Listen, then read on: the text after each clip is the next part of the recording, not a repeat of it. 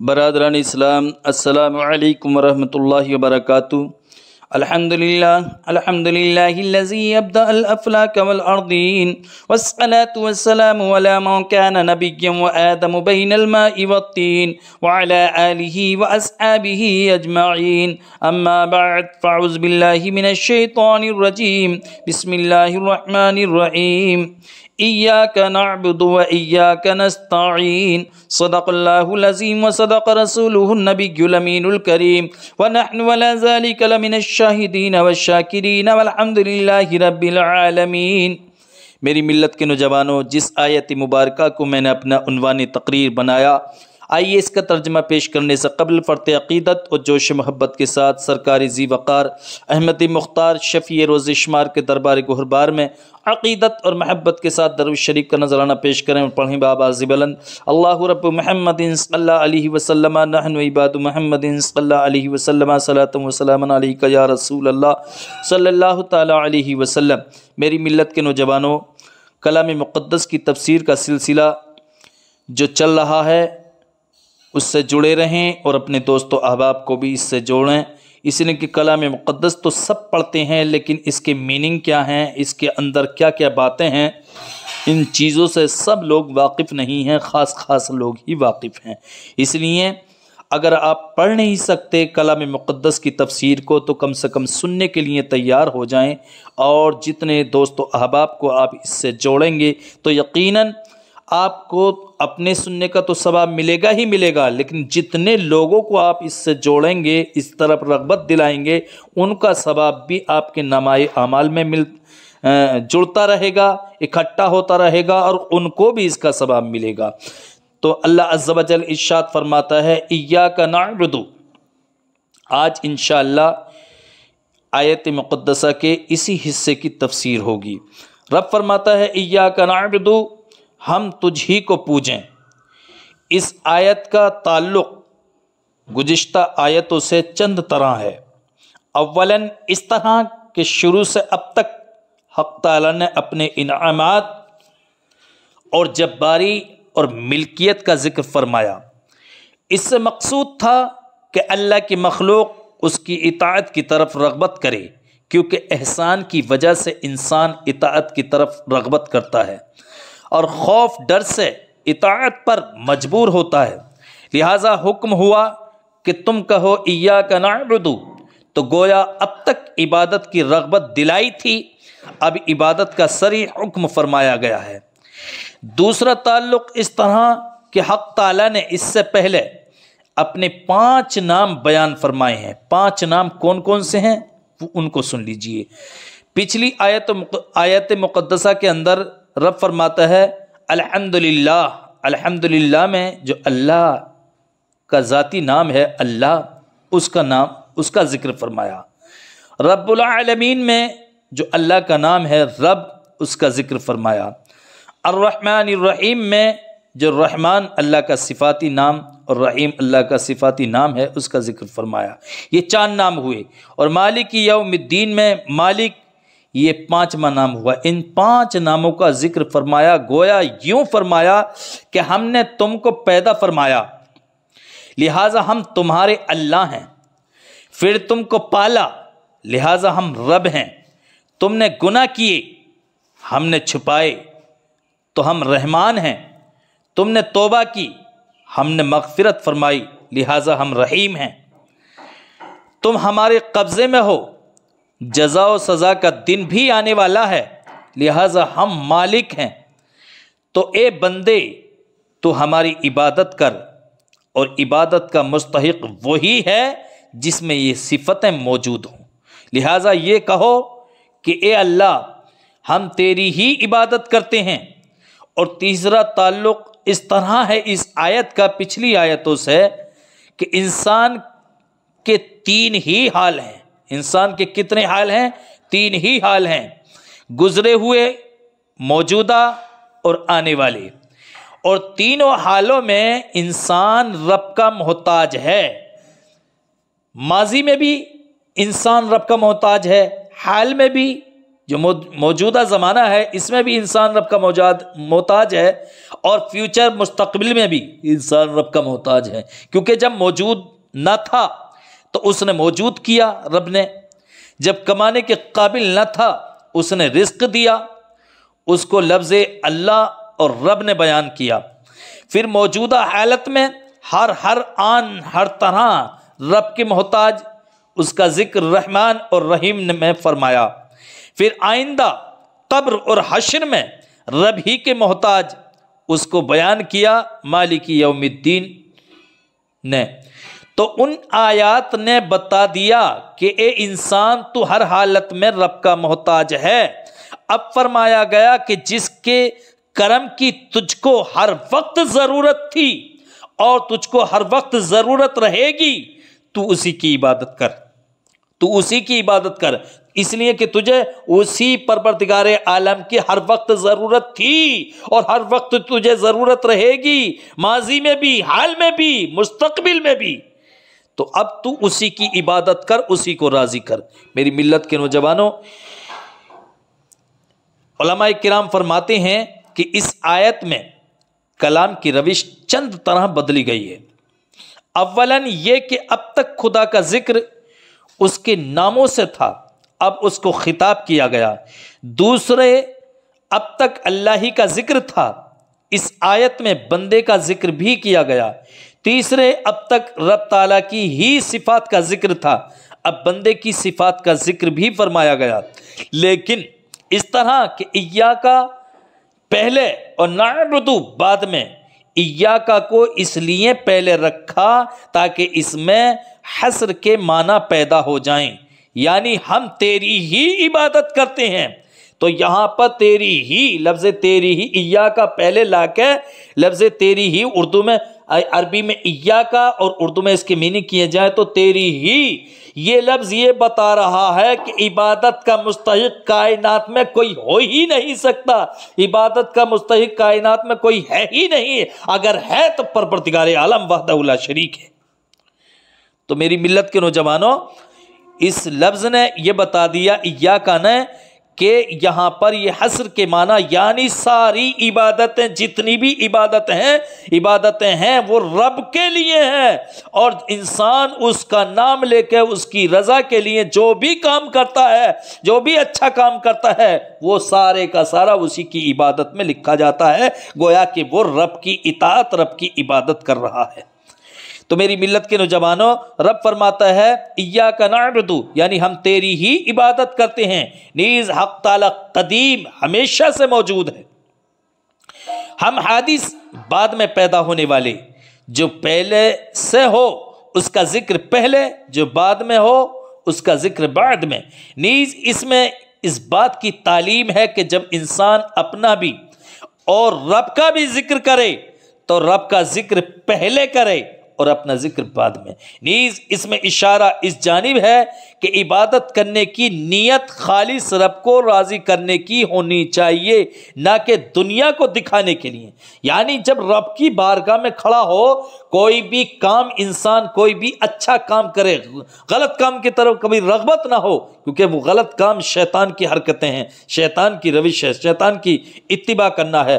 انسان جو بھی کام کرے اس میں اللہ کی رضا مقصود ہونی چاہیے، اللہ کو راضی کرنا مقصود ہونا چاہیے، نہ کہ کسی کو دکھانا، نہ کہ ریاکاری، نہ کہ دکھاوا، نہ کہ شوبازی۔ شوبازی سے انسان ہمیشہ بچنا چاہیے، اس لیے کہ وہ عبادت، وہ کام کہ جس میں شوبازی، دکھاوا، ریاکاری ہو، اس کو منہ پہ مار دیا جائے گا، وہ کبھی قابل قبول نہیں ہو سکتی۔ تو میری ملت کے نوجوانوں، ایک بڑی پیاری بات، بڑی پیاری روایت مجھے یاد آ رہی ہے، مصنف علیہ الرحمت والرضوان نے بیان فرمائی ہے۔ بیان فرماتے ہیں کہ میں نے ایک بزرگ کو دیکھا، بڑی پیاری بات ہے، بڑی عبرت کی بات ہے، درس کی بات ہے،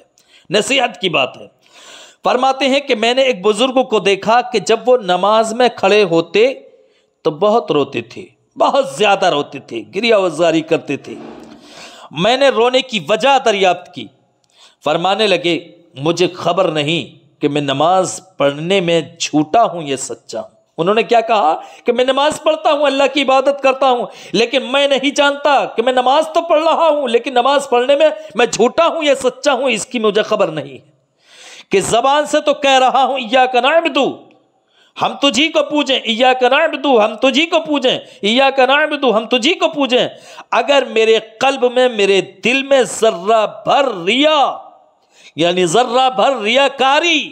دکھاوا، شوبازی ہوئی تو خدا کا حکم ہوگا کہ تو جھوٹا ہے۔ ارے کم بخت، مسجد میں کھڑے ہو کر نماز کی حالت میں میرے سامنے ہاتھ باندھ کر مجھ سے جھوٹ بول رہا ہے کہ زبان سے تو کہتا ہے ایاک نعبد، ہم تجھی کو پوجیں، ہم تجھی کو پوجتے ہیں، اور دل میں کسی اور کی پوجا کرتا ہے۔ میری ملت کے نوجوانوں، اللہ تعالی ہم سب کو اس قول پر سچا کرے، آمین۔ یعنی ہم اس قول پر سچے ہو جائیں کہ ہم رب کی عبادت کے لیے کھڑے ہوں یا کوئی بھی کام ہم اچھا کر رہے ہیں تو ہماری نیت، ہمارے دل و دماغ، ہماری فکر میں یہ بات ہونی چاہیے کہ مولا تو ہم یہ کام تیری رضا کے لیے کر رہے ہیں، اس لیے کہ اپنے بال بچوں کی پرورش کرنا بھی اللہ کا نام لے کے اللہ کو راضی کرنے کے لیے جب بندہ مومن کرتا ہے تو وہ بھی اس کا عبادت میں لکھا جاتا ہے، گویا کہ وہ اللہ کی عبادت کر رہا ہے، کیونکہ حلال روزی کما کر اکل حلال اگر اپنے بچوں کو کھلاتا ہے کوئی بندہ مومن تو یہ اللہ کا حکم ہے کہ اپنے بچوں کو حلال روزی کھلاؤ، تو اللہ کے حکم کو مانتے ہوئے وہ اپنے بچوں کی پرورش کر رہا ہے، گویا کہ وہ اپنے بچوں کی پرورش کر رہا ہے لیکن حقیقت میں وہ اللہ کی عبادت کر رہا ہے۔ تو اللہ توفیق عطا فرمائے کہ ہر شخص کے ذہن و فکر میں یہ بات آ جائے کہ ہم جو بھی اچھا کام کریں اس کی رضا کی خاطر کریں۔ خطاب کا صیغہ اس لیے لایا گیا ایاک نعبد میں، جو خطاب کا صیغہ ہے، حاضر کا صیغہ اس لیے لایا گیا تاکہ بندہ اس وقت اپنے رب کو حاضر ناظر جانے، یعنی میرا رب حاضر ہے، میں نماز پڑھ رہا، ایاک نعبد ہم تجھی کو پوجیں، تو بندہ یہ سوچ لے کہ میرا رب حاضر ہے، میں نماز پڑھیں۔ اس لیے اللہ کے رسول صلی اللہ علیہ وسلم ارشاد فرماتے ہیں کہ اے لوگو جب تم نماز پڑھو تو ایسے نماز پڑھو گویا کہ تم رب کو دیکھ رہے ہو، اور اگر اتنا بھی نہ ہو تو کم سے کم اتنا تو ذہن میں بٹھا لو کہ رب تمہیں دیکھ رہا ہے، اور یہ ایمان کا ادنا درجہ ہے۔ ایمان کا اعلیٰ درجہ یہ ہے کہ جب تم نماز پڑھنے لگو، اللہ کی عبادت کرنے لگو تو تمہیں ایسا لگے کہ تم رب کو دیکھ رہے ہو، اور اگر اتنا بھی نہ ہو سکے تو کم سے کم اتنا ذہن میں بٹھا لو کہ رب تمہیں دیکھ رہا ہے۔ تو اللہ عز و جل نے ایاک نعبد میں خطاب کا صیغہ اس لیے لایا پروردگار عالم تاکہ بندہ اس وقت اپنے رب کو حاضر ناظر جانے، گویا کہ میں اس کو دیکھ رہا ہوں یا وہ مجھے دیکھ رہا ہے۔ اس لیے میں عرض کر رہا ہوں کہ ایاک نعبد گویا کہ نمازی نماز شروع کرتے وقت رب سے غائب تھا، اور اب خدا کی صفتیں بیان کرنے کی برکت سے بارگاہ الہی میں حاضر ہو گیا، اس طرح حاضر ہو گیا کہ اس کو دیکھ رہا ہے اور اس سے کلام کر رہا ہے۔ نیز اب تک خدا کی صفتوں ہی کا بیان تھا، اور اب عرض و معروض ہے۔ صفتوں کا بیان غائب کے صیغے سے اچھا ہوتا ہے، اور عرض و معروض یعنی جو گفت و شنید ہوتی ہے، جو بات چیت ہوتی ہے، اس میں حاضر کے صیغے، پرزنٹ کے صیغے لائے جاتے ہیں۔ تو میری ملت کے نوجوانوں، یہاں پر ایک بڑی پیاری بات میں آپ کے سماعتوں کے حوالے کرنا چاہتا ہوں، اور اس بات کو بالکل اپنے ذہن و فکر میں بٹھا لیں، بڑی امپورٹنٹ اور اہم بات ہے کہ اگر کوئی شخص حالت نماز میں کسی سے بھی خطاب کرے تو اس کی نماز ٹوٹ جائے گی، لیکن ایک صورت ایسی بھی ہے کہ حالت نماز میں اگر خطاب کیا جائے، بات کی جائے تو نماز نہیں ٹوٹتی۔ وہ کون سی صورت ہے؟ وہ صورت ہے کہ جب بندہ مومن حالت نماز میں ہوتا ہے تو وہ اپنے رب سے جب کلام کرتا ہے تو اس کی نماز نہیں ٹوٹتی، بلکہ اس کی نماز اچھی ہوتی ہے۔ جب بندہ مومن حالت نماز میں اپنے پیارے نبی صلی اللہ علیہ وسلم سے بات کرتا ہے تو اس کی نماز نہیں ٹوٹتی، بلکہ اس کی نمازوں میں برکتیں حاصل ہوتی ہیں، فیوز و برکات کا نزول ہوتا ہے۔ تو وہی بات میں آپ کو بتانے کے لیے جا رہا ہوں کہ نماز میں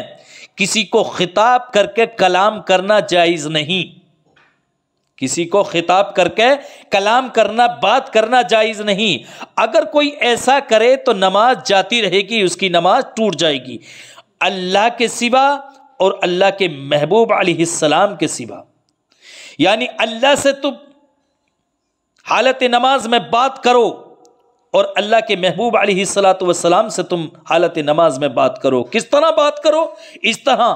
یہاں کہا جاتا ہے ایاک نعبد، مولا ہم تجھی کو پوجیں، یہ حالت نماز میں رب سے بات ہو رہی ہے۔ ایاک نعبد،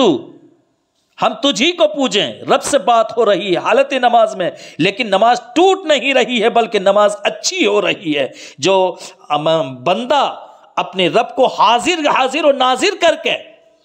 سمجھ کے یہ بات کر رہا ہے ایاک نعبد، ہم تجھی کو پوجیں، ہم تجھی کو پوجیں، ایاک نعبد، ہم تجھی کو پوجیں، تو گویا کہ اس کی نماز میں فیوز و برکات کا نزول ہو رہا ہے۔ اور اسی طرح التحیات میں کہتا ہے بندہ مومن السلام علیک ایھا النبی، سلامتی ہو تم پر اے نبی، السلام علیک ایھا النبی، سلامتی ہو تم پر اے نبی، بات کر رہا ہے اپنے نبی سے۔ میری ملت کے نوجوانوں، تو یہاں پر نماز ٹوٹ نہیں رہی ہے بلکہ یہ نماز وہ نماز ہے کہ کوئی نماز قبول ہو یا نہ ہو، اپنے رب کو حاضر و ناظر سمجھ کے بندہ کہتا ہے ایاک نعبد، ہم تجھی کو پوجیں، اور اپنے نبی کو حاضر و ناظر سمجھ کے ایک غلام کہتا ہے، انسان کہتا ہے، بندہ مومن کہتا ہے السلام علیک ایھا النبی، اے نبی تم پر سلامتی ہو، اے میرے آقا تم پر سلامتی ہو، تم پر سلامتی ہو۔ تو اپنے نبی صلی اللہ علیہ وسلم کو حاضر و ناظر سمجھ کر جب بندہ مومن ایک عاشق کہتا ہے السلام علیک ایھا النبی، تم پر سلامتی ہو اے اللہ کے نبی صلی اللہ علیہ وسلم، تو یہ وہ نماز ہے کہ اگر کوئی نماز قبول ہو یا نہ ہو، یہاں تک کہ اس نماز کی بھی کوئی گارنٹی نہیں جو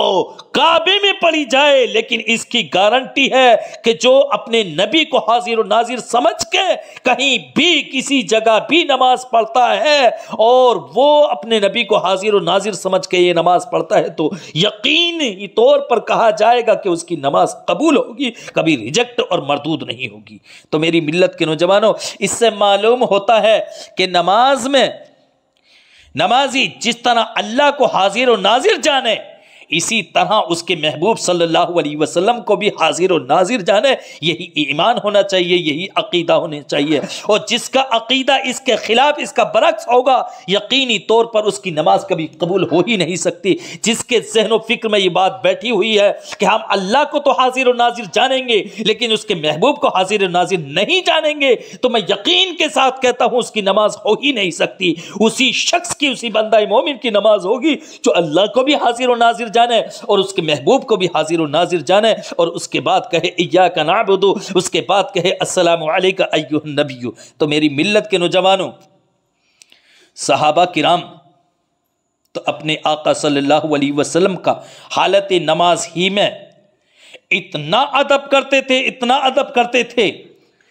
کہ جس کی مثالیں پیش نہیں کی جا سکتی۔ اور صحابہ کرام جیسا ایمان کس کے پاس ہے کوئی شخص جس کے پاس ایسا ایمان ہو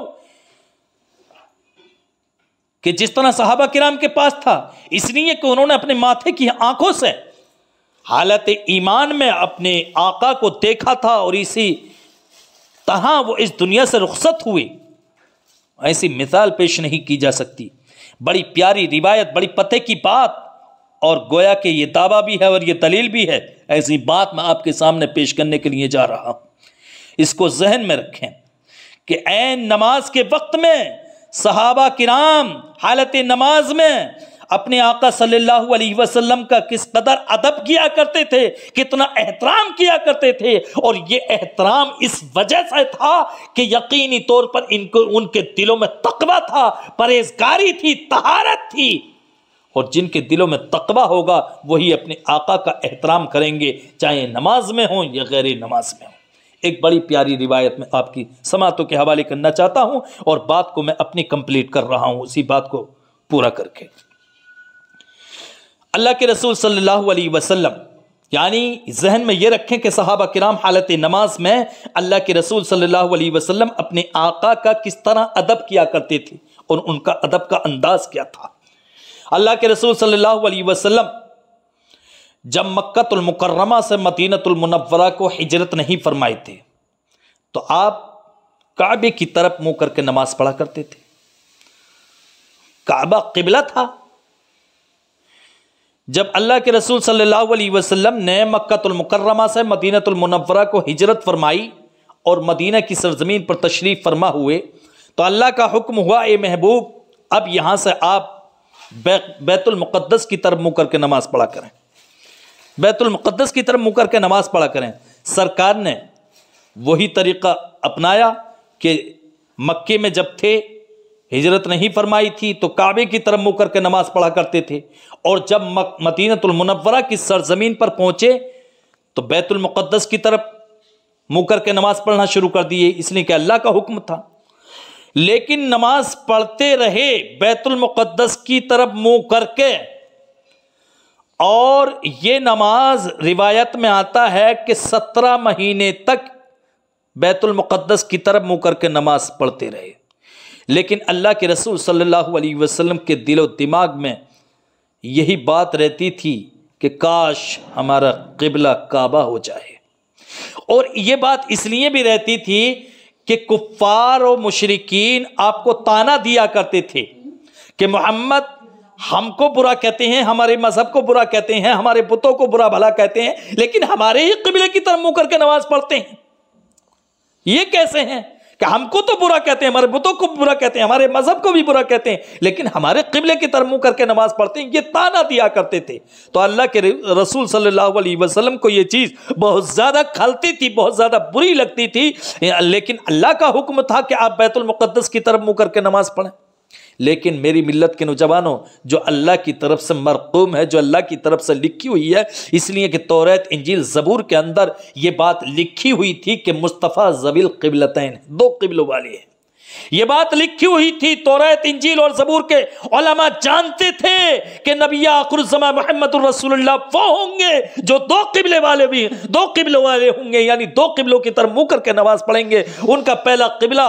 یعنی ایک قبلہ کعبہ ہوگا اور ایک قبلہ جو ہے بیت المقدس ہوگا۔ یہ بات مرقوم تھی، اللہ کی جانب سے لکھی ہوئی تھی، منظور الہی یہی تھا۔ آخرکار نتیجہ یہ ہوا کہ آپ بیت المقدس کی طرف منہ کر کے نماز پڑھتے رہے، لیکن آسمان کی طرف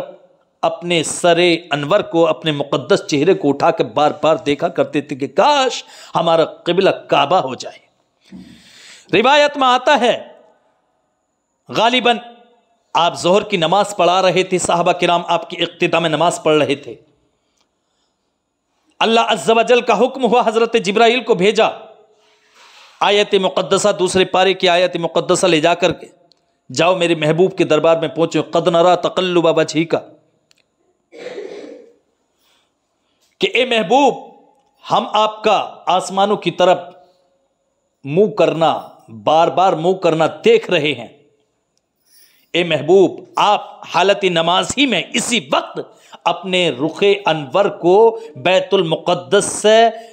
کعبے کی طرف پھیر لیجیے، یعنی آپ اپنا قبلہ بدل لیجئے، تحویل قبلہ کے بارے میں حکم ہوا۔ آپ اپنے رخ انور کو اسی وقت حالت نماز ہی میں بیت المقدس کی طرف سے ہٹا کے کعبۃ اللہ کی طرف کر لیجئے۔ اللہ کے رسول صلی اللہ علیہ وسلم نے فوری طور پر حالت نماز ہی میں اپنے رخ انور کو بیت المقدس کی طرف سے ہٹا کے کعبے کی طرف کر لیا۔ اب یہاں پر ایک بڑی پتے کی بات بتانا چاہ رہا ہوں۔ اللہ کے رسول کے دربار میں حضرت جبرائیل حاضر ہوئے تھے، وحی لے کے آئے تھے، کلام مقدس کی آیت کا نزول ہوا تھا، لیکن یہ کلام مقدس کی آیت اللہ کے رسول نے سنی تھی، صحابہ کرام نے تو نہیں سنی تھی۔ لیکن ادب دیکھیے، قربان جائیے، ادب ہو تو ایسا جیسا صحابہ کرام کے پاس تھا، اور یہی وہ ادب ہے، یہی ادب کی وجہ، اسی ادب کا یہ تمام برکتیں اور عظمتیں اور رفعتیں اور سربلندیاں ہیں کہ وہ صحابہ کرام جس کو دیکھو اپنے مرتبے میں ایک سے بڑھ کے ایک ہے۔ یہ ادب ہی کی وجہ ہے۔ تو میری ملت کے نوجوانوں، صحابہ کرام نے دیکھا کہ اللہ کے رسول صلی اللہ علیہ وسلم نے حالت نماز ہی میں بیت المقدس کی طرف سے اپنے رخ انور کو ہٹا کے کعبے کی طرف کو کر لیا. اب وہ کیا کرتے؟ ایسے ہی بیٹھے رہتے. لیکن نہیں، ادب دیکھیے. فوری طور پر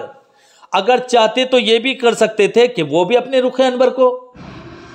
صحابہ کرام بھی اپنے چہروں کو پھیر لیتے. لیکن اس میں بے ادبی یہ تھی کہ اللہ کے رسول صلی اللہ علیہ وسلم جب پہلے نماز پڑھا رہے تھے بیت المقدس کی طرف منہ کر کے، تو آپ امام تھے. اب یہاں پہ اگر اسی طرح صحابہ کرام بھی اپنے چہروں کو پھیر لیتے تو گویا کہ صحابہ کرام امام ہو جاتے اور اللہ کے رسول مقتدی ہو جاتے. لیکن ادب دیکھیے میری ملت کے نوجوانوں، صحابہ کرام اٹھے حالت نماز ہی میں،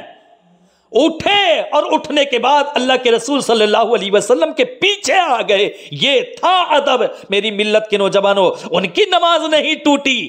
ان کی نماز نہیں ٹوٹی، بلکہ وہ نماز ہے کہ جس نماز میں میری ملت کے نوجوانوں ایک ایسی تاریخ بن گئی، جس نماز نے ایک ایسی تاریخ بنا دی، ایک ایسی مثال قائم کر دی کہ ایسی مثال کوئی قائم ہی نہیں کر سکتا. ایسی مثال بن گئی میری ملت کے نوجوانوں. تو یہ تھا ادب. تو حالت نماز میں اگر ہم اللہ کو حاضر و ناظر اور اللہ کے رسول کو حاضر و ناظر سمجھ کے اگر ہم نماز پڑھیں گے اور کہیں گے ایاک نعبد، ہم تجھ ہی کو پوجیں، التحیات السلام علیکہ ایھا النبی، التحیات کے اندر السلام علیکہ ایھا النبی، سلامتی ہو تم پر اے نبی، اپنے نبی کو حاضر و ناظر سمجھ کے التحیات پڑھیں گے تو یقیناً وہ نماز ہماری قابل قبول ہوگی. اور یقیناً کوئی نماز ہماری قبول ہو یا نہ ہو، وہ نماز ضرور قبول ہوگی جس میں ہم اللہ کے رسول صلی اللہ علیہ وسلم کو حاضر و ناظر سمجھیں گے اور سمجھ کے ہم السلام علیکہ ایھا النبی سلام کریں گے اپنے آقا پر، اپنے نبی پر. میری ملت کے نوجوانوں، یہی اس آیت مقدسہ کے اس حصے کی تفسیر تھی اور اسی سے متعلق یہ باتیں تھیں. اب میں آپ حضرات کی خدمت میں یہ بات کہنا چاہوں گا کہ آپ حضرات ہماری اس تفسیر قرآن سے اپنے دوست و احباب کو بھی جوڑیے، اس لیے کہ یاد رکھیے آپ اس ثواب سے بہرابر ہو رہے ہیں، مستفیض ہو رہے ہیں، لیکن آپ کی ذمہ داری بنتی ہے کہ اپنے دوست و احباب کو بھی اس سے مستفیض کریے، اس سے جوڑیے، اور جوڑنے کے بعد آپ بھی خوب ساری ڈھیر ساری نیکیاں کمائیے اور ان کو بھی موقع دیجیے کہ وہ بھی نیکیاں کمائیں. استغفر اللہ ربی من کل ذنب و اتوب الیہ وما علینا الا البلاغ المبین. السلام علیکم.